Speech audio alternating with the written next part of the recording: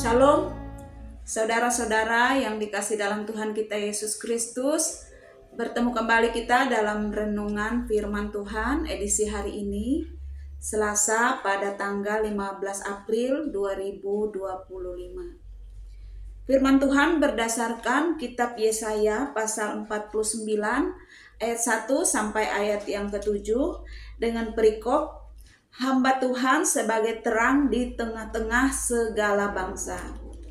Saya akan membacakan salah satu ayat, selebihnya silahkan Bapak Ibu Saudara untuk membaca di tempatnya masing-masing. Saya akan membaca dalam ayat yang ketiga, firman Tuhan berbunyi demikian. Ia berfirman kepadaku, engkau adalah hambaku Israel, dan olehmu aku akan menyatakan keagunganku. Saudara-saudara yang dikasih dalam Tuhan, kita semua yang percaya kepada Kristus dan menerima Dia sebagai Tuhan dan Juru Selamat kita, maka kita telah menjadi anak-anak-Nya.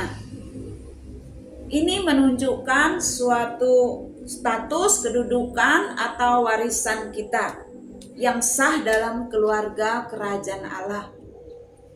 Dalam Yohanes 1 ayat 12 mengatakan bahwa siapapun yang menerimanya diberinya kuasa sebagai anak-anak Allah.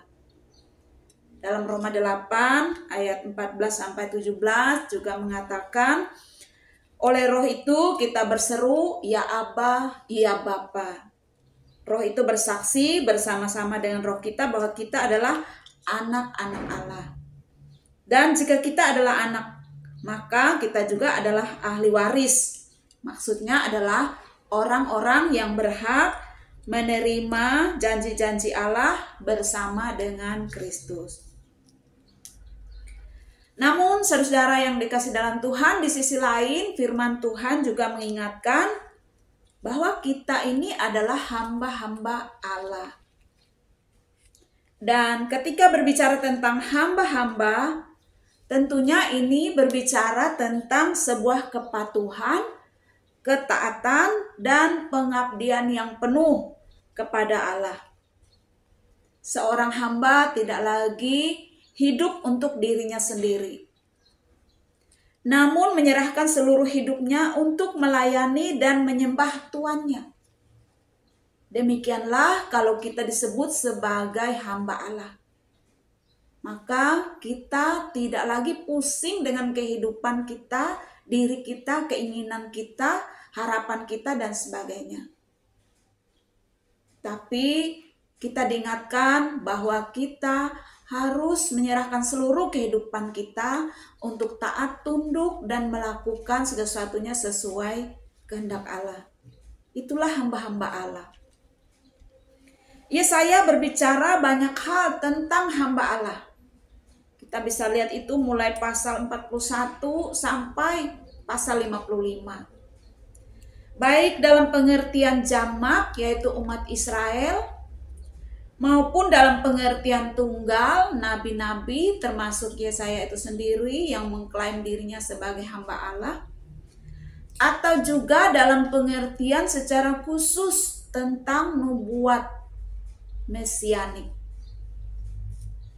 Dan sesuai nas hari ini disampaikan bahwa hamba Allah itu adalah orang yang pertama, orang-orang yang telah dipilihnya. Jadi hamba Allah itu adalah orang-orang yang telah dipilihnya. Dalam ayat 1b firman Tuhan mengatakan, Tuhan telah memanggil aku sejak dari kandungan dan menyebut namaku sejak dari perut ibuku. Dalam ayat 5 juga mengatakan, maka sekarang firman Tuhan yang membentuk aku sejak dari kandungan untuk menjadi hambanya.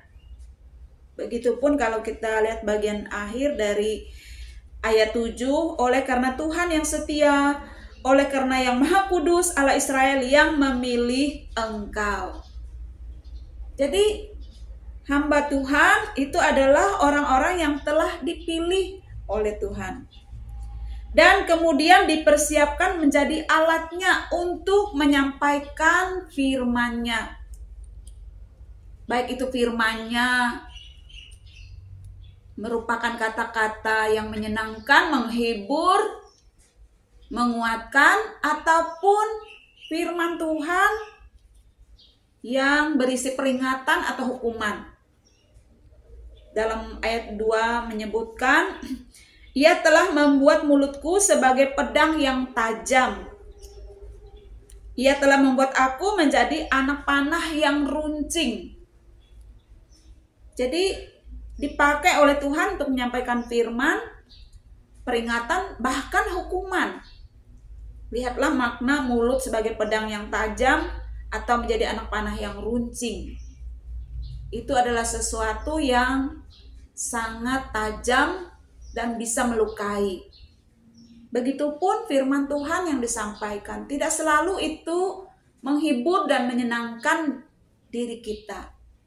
Tapi terkadang sesuatu yang baik jika firman Tuhan juga berbicara tentang peringatan, teguran yang keras, atau bahkan hukuman. Dengan maksud supaya orang yang mendengar bisa sadar dan bertobat.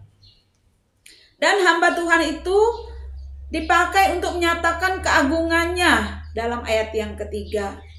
Jadi bukan semata-mata hanya untuk menyenangkan para pendengar, tetapi lebih kepada bagaimana menyatakan keagungan dan kemuliaan Tuhan. Hamba-hamba Tuhan itu akan memelihara umatnya. Kita bisa lihat dan ayat yang kelima sampai yang keenam.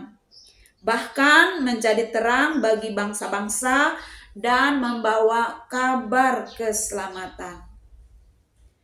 Saudara-saudara yang dikasih dalam Tuhan, ini semua menggambarkan suatu tugas panggilan hamba-hamba Tuhan.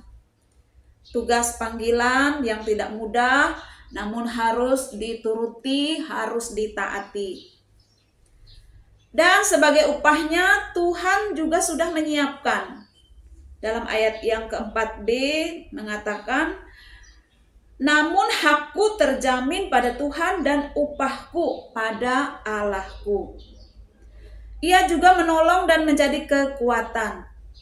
Dan kalaupun ada penghinaan, ada cemoohan, ada penolakan, pada waktunya Tuhan akan membalikkan keadaan. Dengan hormat, dengan pujian, dan sujud sembah. Dalam ayat yang ketujuh, tadi firman Tuhan mengatakan, beginilah firman Tuhan, penebus Israel Allahnya yang Maha Kudus. Kepada dia yang dihinakan orang, kepada dia yang dijijikkan bangsa-bangsa, kepada hamba penguasa-penguasa, raja-raja akan melihat perbuatanku lalu bangkit memberi hormat, dan pembesar-pembesar akan sujud menyembah. Yang pada mulanya dihinakan, yang pada mulanya diremehkan, dicemooh, bahkan ditolak, tetapi hamba-hamba Tuhan yang setia dan taat kepada Tuhan, menyampaikan kebenaran untuk keagungan nama Tuhan. Pada waktunya keadaan akan berbalik. Justru akan menjadi hormat kemuliaan akan nama Tuhan. Justru akan mendatangkan pujian, sujud sembah kepada Tuhan. Saudara-saudara yang dikasih dalam Tuhan kita Yesus Kristus, kita semua adalah hamba-hamba bagi Tuhan yang mesti menunaikan panggilan kita dengan taat dan setia. Untuk memberitakan kabar baik, terang, dan keselamatan di dalam Kristus bagi dunia. Tantangan, rintangan, penolakan, dan sebagainya bisa saja terjadi. Tapi baiklah, sesuai nas firman Tuhan untuk kita saat ini, kita senantiasa diingatkan, diteguhkan, untuk terus taat dan setia, menjalankan tugas pengabdian kita sebagai hamba-hamba Tuhan. Ingatlah bahwa pada akhirnya setiap hamba Tuhan yang setia akan memperoleh upahnya. Tuhan sudah sediakan dan sebagaimana yang sudah Dia janjikan pasti akan tergenapi. Demikian firman Tuhan. Roh Kudus kiranya menolong kita untuk memahami dan mentaatinya dalam hidup kita sehari-hari. Amin. Mari kita berdoa. Bapa di sorga, dalam nama Tuhan Yesus Kristus, Juru Selamat kami Kami sudah menyampaikan mendengar firman-Mu dalam keterbatasan kekurangan kelemahan kami. Kiranya Roh Kudus yang menolong dan memberi hikmat pengertian agar kami dapat memahami firman Tuhan yang kami sampaikan dan dengar, dan kami bisa mentaatinya dalam kehidupan kami. Sebagai hamba-hamba Allah yang harus mengabdikan seluruh hidup kami untuk puji hormat kemuliaan bagi Engkau Tuhan. Tolonglah kami untuk bisa menjalankannya dengan setia, taat sampai akhir. Terutama juga pada minggu-minggu sengsara menjelang Jumat Agung dan Paskah ini. Biarlah kami menghayati lebih mendalam lagi akan penderitaan kesengsaraan Kristus demi keselamatan orang yang percaya. Biarlah itu juga menjadi contoh dan teladan bagi kami. Setia mengiring Engkau Tuhan sampai akhir.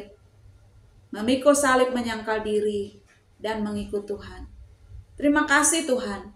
Kami ucap syukur berdoa dalam nama Tuhan Yesus Kristus, Juru Selamat kami. Amin. Demikian firman Tuhan untuk kita pada hari ini. Semoga Tuhan berkenan kita bisa bertemu kembali pada edisi berikutnya. Shalom.